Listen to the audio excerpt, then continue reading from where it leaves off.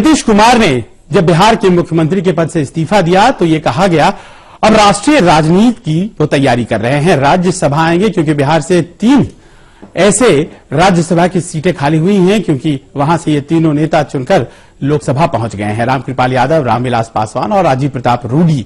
लेकिन अब नीतीश कुमार की तरफ से ये साफ कर दिया गया है कि नीतीश कुमार राज्यसभा नहीं जाएंगे। उनके स्थान पर उनकी बात कहते हुए जेडीयू के अध्यक्ष वशिष्ठ नारायण सिंह, जो कि बिहार प्रदेश के अध्यक्ष हैं, उन्होंने कहा कि राज्यसभा नहीं जाएंगे नीतीश, लेकिन अगर उन्हें कहीं जाना है तो वो लोगों के पास जाएंगे। पहले ऐसी खबरें थी कि बिहार से राज्यसभा की खाली हुई 3 सीटों में से एक पर नीतीश कुमार चुनाव लड़कर राज्यसभा आ सकते हैं और यहां वो नरेंद्र मोदी का विरोध करेंगे, लेकिन पार्टी की तरफ से कह दिया गया है कि राज्यसभा नहीं जाएंगे, वो लोगों के पास जाएंगे। 15 महीने बाद चुनाव है बिहार में विधानसभा की, तैयारी उसकी होगी। पार्टी का नेतृत्व अगले विधानसभा चुनाव में करेंगे और इसीलिए राज्यसभा जाने का तो सवाल ही नहीं उठता है। चलिए, ये बात नीतीश कुमार की, क्योंकि 15 महीने बाद बिहार में चुनाव है और तैयारी उसकी हो रही है।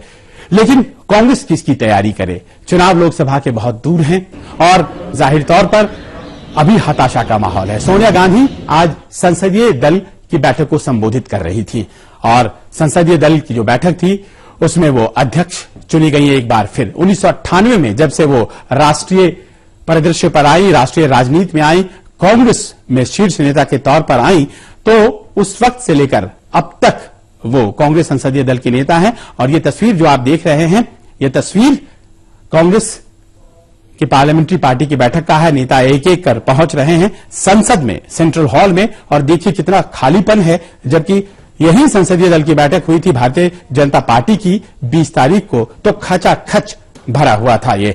और कांग्रेसी संसदीय दल की बैठक में सोनिया गांधी संसदीय दल की नेता चुन ली गई, लेकिन उन्होंने बार बार इस बात को कहा, हताश मत होइए। उन्होंने ये भी कहा, अपनी बातें हैं, नाराजगी है, उसको कभी भी जनता के बीच मत कहिए और जो भी आपको कहना है सकारात्मक सुझाव हम तक पहुंचाइए ताकि पार्टी को मजबूती से आगे बढ़ाया जा सके।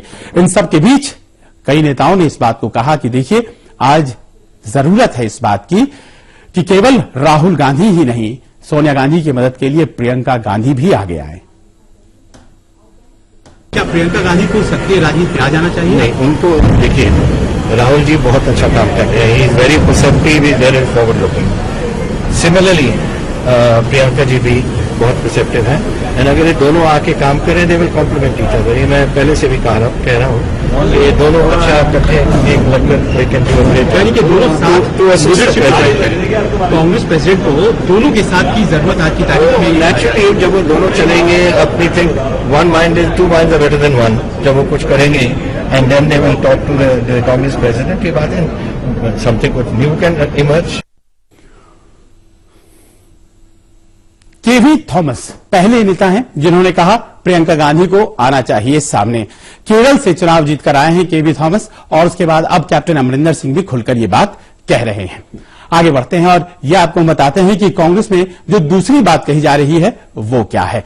दिग्विजय सिंह कांग्रेस महासचिव ने पिछले दिनों कहा था जो कांग्रेस छोड़कर चले गए थे उन्हें वापिस आ जाना चाहिए, और इशारा ममता बनर्जी की तरफ था और शरद पवार की तरफ। इशारा क्यों? उन्होंने तो नाम भी लिया था, ममता बनर्जी वापिस आ जाए, पवार साहब वापिस आ जाए। लेकिन पश्चिम बंगाल के नेता हैं अधीर रंजन चौधरी, और इस बार मोदी वेव में भी वो सबसे ज्यादा मतों से जीत कर आए हैं। 3,57,000 मत से अपनी सीट बहरामपुर वो जीत कर आए हैं, और उन्होंने कहा ममता बनर्जी को वापस ले जाने का कोई मतलब ही नहीं है। सिरे से उन्होंने दिग्विजय सिंह के इस सलाह को खारिज कर दिया।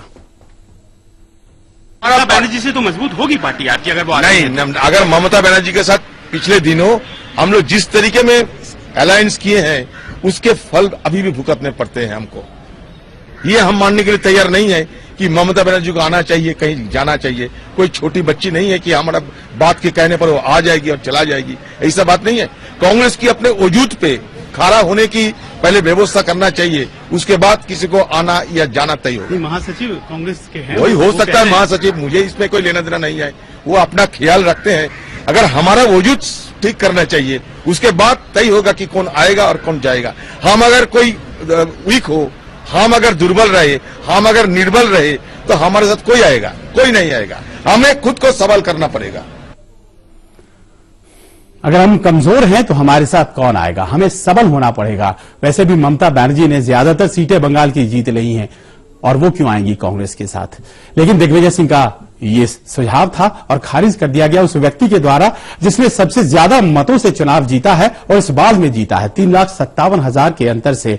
अधीर रंजन चौधरी, जिनकी बातें आप सुन रहे थे, उन्होंने बंगाल में चुनाव जीती है।